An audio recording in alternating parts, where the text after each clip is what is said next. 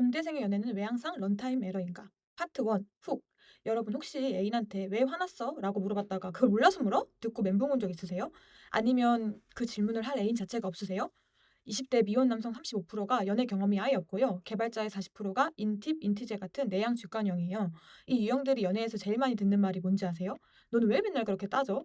오늘 이 영상 하나면 여러분 연애 코드의 메이저 버그 최소 5개는 잡습니다. 파트 2. 공대생은 왜 연애에 서투른가? 제가 주변에 개발자 엔지니어 친구들이 많거든요. 그리고 저도 이쪽 사람이에요. 그래서 이 문제를 오래 관찰해 왔는데요. 결론부터 말씀드릴게요. 공대생의 핵심 사고방식은 납득이에요. 코드를 짤 때도 그렇잖아요. 왜 이 함수가 이렇게 동작하는지, 왜 이 에러가 나는지 원인을 알아야 고칠 수 있잖아요. 근데 이 습관을 연애에 그대로 가져가면 대참사가 벌어집니다. 왜 화났는지 논리적으로 설명해줘. 내가 뭘 잘못했는지 모르겠어. 설명을 안 해주면 나도 고칠 수가 없잖아. 이거요. 교수님한테 명확한 문제 정의 없이 코딩하라고요? 이러는 거랑 완전 같은 논리거든요. 근데 A님한테 이걸 들리대면요. 상대방 입장에서는 이 사람이랑 진짜 말이 안 통하나 싶은 거예요. 그리고 또 하나, 전화해라고 하면 하루에 딱 한 번 전화하는 거. 이거 공대생 특유의 최소값 준수예요. 조건 만족했으니 끝.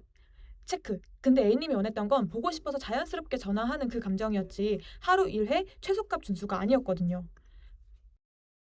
파트 3. 연애 파탄의 알고리즘. 이걸 코드로 표현하면 아주 명쾌해요. 신경질 카운터 I를 선언하고요. while문을 돌려요. 조건은 좋아하는 마음이 남은 동안. 루프 안에서 if문. A님 화나셨으면 참는다, 빌어본다, 시정해본다. 그리고 I 풀풀. I가 한계 지점 이상이 되면 브레이크. 더 이상 못 참겠다, 헤어지자. 문제가 뭐냐면요. I는 증가만 합니다. 디그리먼트가 없어요. 초기화가 안 됩니다. 이 알고리즘대로라면 모든 연애는 반드시 파탄이에요. 유한 루프인데 탈출 조건이 파국뿐인 거예요. 근데 이게 그냥 비유가 아니에요. 존 고트만이란 심리학자가 4만 쌍이 넘는 커플을 40년간 추적 관찰했거든요. 이 사람이 커플 헤어질지 안 헤어질지를 94% 정확도로 맞춰요. 이분이 발견한 관계 파괴 4패턴이라는 게 있는데요. 바로 비난, 경멸, 방어, 담쌓기입니다. 이거 하나하나 보면 소름 돋아요. 비난. 넌 항상 이래. 공대생이 상대방의 말에 논리적 오류를 지적하는 거죠. 경멸. 그게 무슨 논리야? 비논리적인 사람에 대한 거리감이죠. 방어. 내가 뭘 틀렸는데 논리적으로 맞으니까 인정 안 하는 거죠. 담쌓기. 대화를 차단하고 혼자 모니터 앞으로 도망가는 거죠. 즉, 공대생의 기본 사고방식이 관계를 파괴하는 4가지 패턴과 정확히 일치한다는 거예요. 근데 처음에는 좋아하니까 참아요. 싫어하니까 안 하면 되지 하면서요. 그런데 참으면 참을수록 아이가 올라가고 거기에 공대생이라면 거의 피할 수 없는 감정이 슬슬 올라와요. 비논리적인 사람에 대한 경멸 내지 거리감. 이게 확산되면서 A님이 미워져요. 내가 왜 이렇게까지 하면서 연애해야 하나 회의감이 드는 거죠. 파트 4. 치환의 비극. 여기서 더 깊이 들어갈게요. 공대생한테는 치환 능력이라는 게 있어요. 오렌지 3개, 사과 2개. 공대생은 X 5개로 치환해요. 이게 수학에선 천재적인 능력이에요. 근데 연애에서는 재앙입니다. A님 전화가 와요. 공대생 머릿속에서는 이렇게 처리돼요. 수신자 파라미터에 A님 넣고 이해도 0.7 적용, 짜증도 0.3 적용. 다른 사람 전화보다 훨씬 높은 가중치를 줬으니까 나는 충분히 배려했다 라고 하는데 A님 입장에서는요. 나한테 전화할 때도 다른 사람이랑 똑같은 톤이야? 특별한 감정이 아니라 파라미터 조정으로 처리된 느낌인 거예요. 소말리아의 배고픈 아이와 한국의 배고픈 아이, 공대생은 배고픈 아이 두 건으로 집계해요. 근데 비공대인한테는 각기 다른 개별 상황이에요. 각각의 아이한테 각각의 감정이 있는 겁니다. 이 차이를 모르면 평생 넌 왜 그렇게 차가워? 듣습니다. 파트 5. 주제 파악. 진짜 버그가 뭔지 알아야 고치죠. 자, 그러면 이 버그를 어떻게 잡느냐? 제가 이걸 주제 파악이라고 부르거든요. 주제 파악이 뭐냐면요. 내 행동이 상대방 눈에 어떻게 보이는가에 대한 고찰이에요. 네가 어디서 여자 만나겠냐? 참고 살아라. 이게 아닙니다. 절대 아니에요. 예를 하나 들어볼게요. 상견례장에 나가는 사람이 비키니 차림으로 나간다고 해보세요. 당황스럽잖아요. 근데 이 사람이 순진하게 왜 내가 원하는 거 입고 나가는 게 왜 안 돼? 논리적으로 비키니가 안 되는 이유를 설명해줘. 이러면 상대방은 나 이런 것까지 가르치면 살아야 하나? 회의가 드는 거예요. 또 하나. 외국인 애인이 있는데요. 한국말을 좀 하는데 존댓말을 절대 안 배워요. 부모님 만난 자리에서도 야 니네는 뭐 먹을래? 내가 사줄게. 그러면서 존댓말은 수직관계 강화 요인이니까 안 쓰겠다. 왜 써야 하는지 논리적으로 설명하라 이러는 거예요. 황당하지 않겠어요? 근데요. 강도는 다르지만 이게 바로 당신일 수가 있습니다. 전화하라고 해서 하루에 딱 한 번 전화했을 때, 생일을 잊어버렸을 때, 토론하면서 빈론리적인 부분을 콕 집어 지적했을 때 A님이 느끼는 난감함이 비키니 상견례만큼이나 크다는 거예요. 왜 화를 냈냐고 물어보는 것 자체가 더 당황스럽고 그것도 모르는 사람이면 이 관계를 계속해야 하나 회의가 드는 거죠. 여기서 중요한 거 하나. 나는 논리적으로 맞는 말을 했는데 왜 화를 내지? 이 생각 자체가 버그예요. 논리적으로 맞느냐 틀리느냐가 중요한 게 아니라 내 행동이 상대방한테 어떻게 느껴지느냐가 중요한 거거든요. 파트 6. 중간 정리. 자, 여기까지 따라오셨으면 절반 왔어요. 정리하면요. 하나, 공대생의 납득 욕구는 연애에서 독이 된다. 둘, 치환 능력이 상대방을 변수처럼 처리하게 만든다. 셋, 주제 파악이란 내 행동이 어떻게 보이는지 인식하는 것이다. 근데 진짜 핵심은 지금부터예요. 알겠어. 내가 문제야. 근데 어떻게 하라고? 실전 패치 5가지 지금부터 갑니다. 파트 7, 패치 1, 미안하다의 기술. 주제 파악을 하고 나면 미안하다가 쉬워져요. 나는 잘 이해 못하겠지만 A님은 마음이 상했다. 이걸 받아들이면 돼요. 코드로 쓰면 이렇습니다. if A님이 화났으면 return 미안해 플러스 노력할게. 주석, 논리적 반박 금지, 설명 요구 금지. 논리적 이유가 없어도 이게 항상 올바른 출력값입니다. 왜냐하면 A님의 불만은 실제 변경 요청이 아니라 감정 상태 전달이거든요. 요구사항이 아니라 시그널이에요. 이때 절대 하면 안 되는 것들. 왜 화내는지 모르겠어. 설명해줘. 대체 어떻게 하라는 거야. 난 네 생각에 동의하지 않아. 이건요. 불에 기름을 끼얹는 격입니다. 고트만 연구에서도 이걸 숫자로 증명했어요. 행복한 커플은 상대방의 대화 시도에 86%를 응답했는데 이혼한 커플은 33%만 응답했대요. 논리적으로 반박하는 게 아니라 감정에 반응하는 것. 이게 관계 유지의 핵심이에요. 근데 사귀는 내내 미안하다고만 하라는 건 아니에요. 이건 단지 초반에 상대방 성향 파악이 아직 안 됐을 때 데이터 분석하고 해결책 내는 동안 일단 감성을 수습하라는 겁니다. 파트 8. 패치 2. 요구 분석은 타이밍이다. 자, 화가 난 A님한테 왜 화났는지 뭘 어떻게 해주면 되는지 바로 묻는 거. 이게 왜 최악이냐면요. 열받아서 날뛰는 고객한테 그렇게 열받으셨으면 원하시는 시스템 스펙 써주세요. 이러는 거랑 완전 똑같아요. 고객님 폭발하겠죠? A님도 폭발합니다. 올바른 프로세스는 이래요. 첫째, 일단 사과하고 감정을 풀어드린다. 둘째, 며칠 지나고 분위기 좋을 때 물어본다. 이렇게요.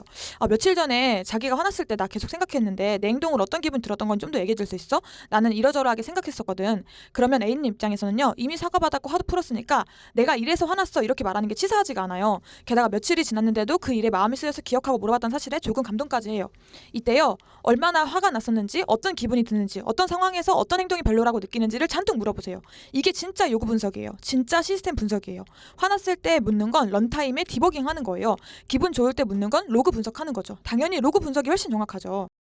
파트 9, 패치 3, 연애 데이터베이스를 구축하라. 잠깐 여기서 꿀팁 하나. 이렇게 모은 데이터를 축적하세요. 어떤 상황에서 어떤 감정이 나왔고 어떤 대응이 효과적이었는지 영어 수거집 만드는 과거 비슷하게 기록하고 학습하고 패턴을 찾으세요. 이게 쌓이면 예측이 돼요. 이 상황이면 이렇게 반응하시겠구나. 선제적으로 대응이 가능해지는 거예요. 근데 여기서 중요한 거, 자기야 나도 행동 패턴 데이터베이스 만들고 있어. 이 말은 절대 하지 마세요. 진실성은 약간 희생하는 겁니다.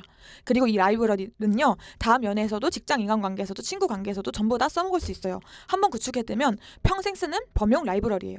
파트 10, 패치 4, 사랑에는 하트비트다. 자, 이건 제가 주변 커플들 관찰하면서 발견한 건데요. 공대생들이 범하는 치명적 실수가 사랑해를 이벤트성으로 처리한다는 거예요. 무슨 말이냐면요. 기념일이니까 사랑해, 화해했으니까 사랑해, 분위기가 좋으니까 사랑해. 이건 이벤트 드리븐이에요. 근데 사랑해는 이벤트가 아니라 하트비트예요. 서버가 살아있는지 확인하는 핑처럼 매일 보내야 하는 시스템 상태 신호예요. 비유 하나 할게요. 설날에 한 번 밥 먹으면 1년 안 먹어도 되나요? 안 되잖아요. 매일 먹어야죠. 사랑해도 똑같아요. 그러니까 자동화든 수동이든 매일 연결 상태를 확인하는 신호를 보내세요. 아침에 잘 잤어? 점심에 밥 먹었어? 저녁에 오늘 어땠어? 이게 핑이에요. 이 핑이 끊기면 상대방은 서버 다운인가 불안해지는 겁니다. 할 말이 없으면요. 그냥 사랑해 보내면 돼요. 그게 핑이에요. 파트 11. 패치 5. 나는 외국인이다. 자, 마지막 패치. 이게 전체를 관통하는 핵심이에요. 실제로 개발자의 14.3%가 인팁이에요. 일반 인구에선 3%밖에 안 되는데 4.8배나 높죠. 내양 직관형을 다 합치면 40%가 넘고요. 사실 공대생이라면요. 같은 나라에서 같은 언어 쓰고 사는 사람들보다 다른 나라 공대생과 더 비슷한 점이 많아요. 그러니까 이렇게 생각하세요. 나는 외국인이다. A님의 세계는 나한테 외국이에요. 언어도 다르고 문화도 다르고 예절도 다른 나라. 외국 가면 어떻게 해요? 왜 이래야 하는지 논리적으로 설명해줘 안 하잖아요. 겸손하게 배우잖아요. 여기선 이렇게 하는 거구나. 알겠어. 연애도 완전 같은 거예요. 상대방을 가르친다 혹은 납득시킨다가 아니라 낯선 문화를 배운다는 겸손한 자세로 가는 거예요. 납득이 즉 득도입니다. 이걸 받아들이는 순간 Y문에서 I가 증가하기를 멈춥니다. 아니 디크리먼트 로직이 추가돼요. 신경질 카운터가 내려가기 시작하는 거예요. 왜냐하면 더 이상 비논리적인 독재자가 아니라 다른 문화권의 사람이니까요. 이해 안 되는 게 당연한 거고 그냥 배우면 되는 거예요. 파트 12. 그런데 애인이 없잖아요. 자, 여기까지 애인 있는 분들을 위한 패치였고요. 근데 솔직히 지금 영상 보시는 중에 그 전에 애인이 있어야 써먹자 하시는 분들 많을 거예요. 숫자 하나 볼게요. 남성이 연애를 못하는 이유 1위가 뭐냐면 만날 기회가 없어서예요. 63.8%가 이렇게 답했어요. 공대생 여학생 비율이 18%에서 25% 사이거든요. 기계공학과는 8%, 전기공학과는 10%도 안 돼요. 구조적으로 만남 자체가 희귀한 거예요. 그리고 하나 더, 뭔가 자신감 없고 우물쭈물하고 숙기 없고 저 좀 누가 데려가 주세요 잘할게요 하는 그 느낌. 이거 모든 여자가 0.01초 만에 눈치 깝니다. 비유를 하나면요. 루이비통이 저 하나 사주세요. 세일할게요. 제발 사주세요 하면서 가가호 방문 판매를 돌면 명품 이미지가 무너지잖아요. 명품은 매장에서 조명받으면서 고고하게 앉아있잖아요. 궁색하게 보이면 안 되는 거예요. 그게 첫인상의 핵심이에요. 파트 13. 반전 통계 하드웨어가 중요하다. 여기서 반전 통계 하나 보여드릴게요. 소개팅에서 남성이 가장 신경 쓰는 건 대화 주제예요. 근데 여성이 남성한테 가장 먼저 보는 건 키와 체형이에요. 64%가 얼굴보다 키와 몸매가 더 중요하다고 답했어요. 그리고 더 충격적인 거. 남자는 외모 보고 여자는 성격 본다. 다들 이렇게 알고 있잖아요. 실제 설문에서는요. 남성 73%가 성격이 가장 중요하다고 했고 여성 70%가 외적 호감도가 가장 중요하다고 답했어요. 완전 반대였어요. 그러니까 뭐가 필요하냐면요. 소프트웨어 업그레이드만으로는 부족하고 하드웨어도 세팅을 해야 한다는 거예요. 근데 여기서 좋은 소식. 옷을 어떻게 입느냐에 따라 체형이 완전 달라 보여요. 어깨 라인, 핏, 색 조합. 이거 조금만 신경 써도 첫인상이 확 바뀌거든요.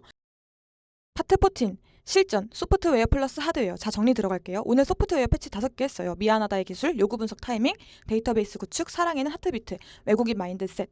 근데 하드웨어 외적인 부분은요. 솔직히 혼자서 하기 좀 어렵거든요. 패션이나 스타일링은 개발 문서 읽듯이 독학하기 힘든 분야예요. 정답이 아니라 감각의 영역이니까요. 이런 분들에게 하나 알려드릴 게 있는데요. 제가 운영하는 연결사라는 서비스입니다. 두 가지를 해줘요. 하나는 2030 솔로 분들을 위한 소개팅 매칭, 만남 기회가 없다는 그 63.8%의 문제를 해결해주는 거예요. 다른 하나는 잘못 꾸미는 남성분들을 위한 스타일링 컨설팅.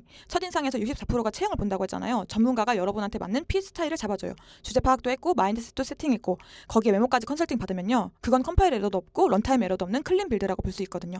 링크는 영상 설명란에 걸어뒀습니다.